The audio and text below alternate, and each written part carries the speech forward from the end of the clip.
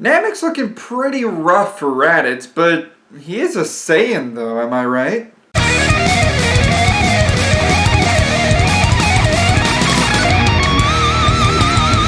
What's up everybody, StevDeS here, and welcome to another edition of Dragon Ball Days for Goku Month! To remind you all what Goku Month is, every single What If this month will be a Dragon Ball What If, because Goku Day was May 9th, and as typical ceremonies conclude and ceremonies start, the ceremonial ceremony of this ceremonial channel will ceremonially decree that the ceremony of Goku Month will make Dragon Ball What Ifs every single What If of the month.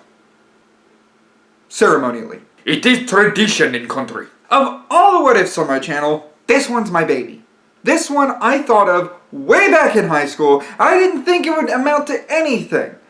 But, lo and behold, it became a YouTube channel's What If that I didn't think would go anywhere. Thank you for making this channel what it is. So let's continue that thought that younger Stev had way back in the day with a recap. In the last part, we got the likes of Raditz and Krillin barely making it out against Dodoria, to the point that Raditz had to almost kill himself for it. While they head up to Guru's because Raditz ended up saving Dende and Kago, both of them being able to lead them to Guru's, we go to Nappa and Goku, who are gravity training together on the way to Namek. Unlike a certain other One If YouTuber that kind of did this in one of his videos, seriously, that's actually a solid timeline. If I could call Masako out on anything, this is a solid timeline. You should check it out. However, he didn't give him power levels. I'm gonna give him power levels. I'm gonna say Nappa makes it to 100,000 because you're talking about two Saiyans training, and Goku would break his old boundary and go to 120,000. With two Saiyans on the way and Zarbon on the hunt. Well, let's continue this part of What If the Dragons Were Swamped. As the group arrive at Guru's, there's no Vegeta on the planet, so less of a distraction. As the group arrive at Guru's, they're naturally accosted by Nail, who see two Namekian children with these two strangers. Okay, investigation time. Krillin explains the situation, and Nail allows Krillin, Dende, and Kago to go in, but he refuses to let Raditz go in. Raditz is dressed like one of the strangers that have come to this planet, so he really wouldn't dare have him anywhere near Guru. Here, Guru decides to be the diplomatic one and go around Nail. Let Nail have his protection. I'll just give Krillin and Dende their powers, and Dende can do it. All the while, Kago is informing Nail that if it wasn't for Raditz, Kago would be dead. He and Dende would be dead. He had an opportunity to steal the Dragon Ball and he chose them.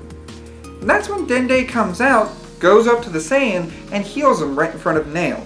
At least he starts to, but then Nail stops him and gives Raditz a hard glare, really thinking it over. Fine. I'll allow it. But if he tries anything, Dende, I'm not gonna hesitate to put him in the ground.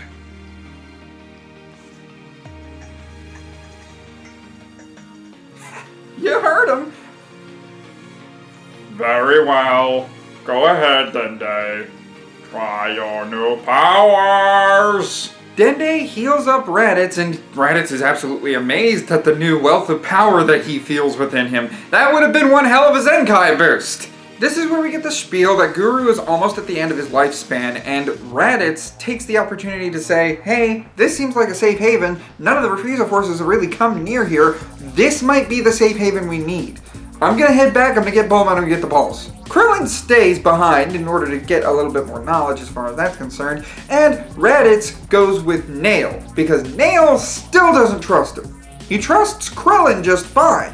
Krillin can stay and guard Guru while Nail goes to help Raditz. After all, if they were wounded like that, serious things are going on Namek. Nail wants to be a part of this fight. Just as Zarbon arrives, having tracked down where Dodoria died, you know, right in front of Bulma, Raditz and Nail does make the scene. Oh, Raditz. Looks like you found one. Lucky you, Zarbon. If I was helping you. Oh? So you're the one that's with this woman. Very well. hand over the Dragon Balls, and I won't have to destroy all of you. Zarbon holds his hand out to Bulma, but in a flash, it is caught by Nail, who's giving him a stern glare. Clearly, this Namekian is stronger than the other ones. Zarbon is shocked at this because the squeeze kinda hurts a bit.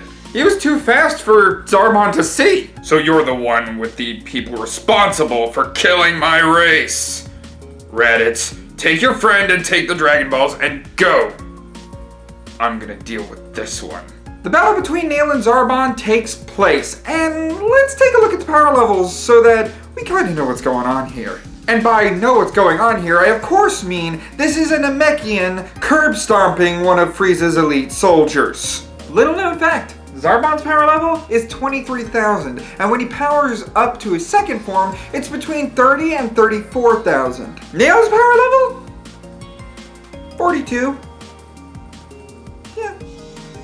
Nail is almost at the 50,000 mark. How can you be this strong? No one is supposed to be this strong on Namek. No Namekian has a power level this big. I am, and you'll pay for the blood you've spilled. Nail swiftly executes Zarbon in a similar fashion to Dodoria's death in the canon. Zarbon tries to run away, and Nail blasts him out of the air. Nail heads back to Guru's. Meanwhile, at Guru's, Bulma is convincing Raditz to get that potential unlock. So, that's the potential unlock on top of Zenkai. The potential unlock, I would have him go from something like 16,000 when he started on Namek to about 22,000. And now I'd say about 38,000 is a good final power level for Raditz. Why wouldn't he, do the tried and tested formula of adding a 0 and minusing about a couple of thousand? That would put him at 220,000.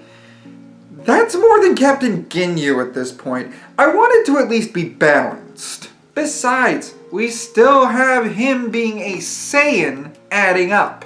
Zenkai boosts will come in the future. So, him being a little bit lower this time, it's fine. He'll make that up. Raditz and Nappa make it a really cool scene here.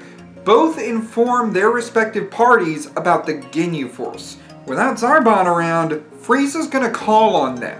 Nappa tells Goku all about the members of the Ginyu Force, just as Raditz is telling his group, Bulma, Krillin, the two kids, Guru, and Nail, all about the Ginyu Force. Here, we have not Vegeta, Gohan, and Krillin going up against the Ginyu Force, but we have Raditz, Krillin, and Nail going up against the Ginyu Force. Right on cue, though, the Ginyu Force do arrive, and they decide to go out to somewhere, and Nail powers up, because they imagine they'd be able to attract them to an area that Guru isn't. Kago and Dende stay with Guru, as the battle with Guldo, that's a pretty straightforward endeavor. Raccoon's fight, however, is with Nail and Raditz.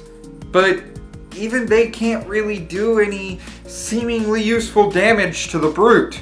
After Nail is downed, Krillin has to come in, and he has to use Kaioken in order to do any significant damage to him. He doesn't want to push himself either. King Kai already got mad at him for doing the Kaioken earlier. Sure enough, Krillin and Raditz are routed, and in the middle of a Raccoon eraser gun, Goku stands in the way of both his brother and his friend. Goku gets the news from Raditz and Krillin as Nappa is having fun. One big brute versus the other. Nappa makes quick work of Raccoon, then it is Birder and Jace's. And again, the show-offy Nappa wants to show off his power, being a much bigger power level than the both of them. His big, bulky frame dodging the both of their attacks? That's gonna piss them off. However, it's then that Raditz senses Frieza leave the ship. Now's the opportunity. If they're gonna get the Dragon Balls, they need to get them now. In the middle of the duo fighting Nappa, Ginyu gets involved. And once Ginyu gets involved, Nappa wants to make this a fair fight. Goku goes up against Ginyu while Nappa kills Jace and forces himself into a conflict with Birder. He's not gonna let Birder get away. His big bulky frame, yeah, thanks to that gravity training, that big bulky frame is a lot faster. Instead, we get Ginyu and Birder versus Goku and Nappa. Nail heads back to Guru's, sensing that Frieza is on his way over there. He needs to be there, and this fight occurs just like in canon, with Nail being beaten pretty badly. Unfortunately, there's no Piccolo in this timeline, so Nail breathes his last breath there on Namek. It's kind of a sad thing, but that's what happens. While Nail fights Frieza, Raditz and Krillin are able to get the balls, take out the troops, and head back to Guru's without Frieza knowing that they have the Dragon Balls, and Guru letting them know that Frieza was by. They don't have a lot of time before Nail gives out, so they better hurry up and make wishes in a safe place. They decide to take it back to Frieza's ship because, well, there is no Frieza, there's no soldiers, and they got this snazzy new looking armor. Why not? Guru also urges that the two children, who both got their powers unleashed, go with them. Kago, I wouldn't see Kago as more of a healer. I would see him more as someone that gets a little bit more knowledge about the situation. The power-up that Guru would have given Kago would be so Kago could tell them about the dragon and know the ins and outs of the one wish Shenron is gonna give them. Back at the fight between Goku, Nappa, Ginyu, and Birder, Birder's dead, and so is Ginyu. Yeah, the body change doesn't happen. Nappa told him about that. On the way back, they do sense Ginyu and Birder's power levels go away. So they think that's probably a better location than Frieza's ship. With all 7 Dragon Balls and Dende, our heroes are ready to make a wish in the next one. So what do you all think? Do you think that with these powers, they might be able to hold up to Frieza? What about Goku not getting that significant Zenkai boost that allowed him to hold on? In this timeline, the only person of the party that can actually use Kaioken is Krillin. Do you think Frieza's gonna get a curb stop here, or might something happen? After all, there's no Vegeta and no Gohan. So, what do you think is gonna happen? Go ahead and leave a comment below for more what-ifs in the realms of video gaming and Dragon Ball alike, such as the one about Goku's daddy, Bardock, going to Earth to try to retrieve him, and then other things happen. Go ahead, hit that subscribe button, and be sure to pay attention, because I got a poll in the community tab right now about that very what-if I just told you about. To support me on Patreon, or to join up at the StevDeS Discord, and chat with other like what-if fans, you can find those links in the StevDeS description below. Like the video if you enjoyed it, and as always, I'll see you in the next one. Ciao.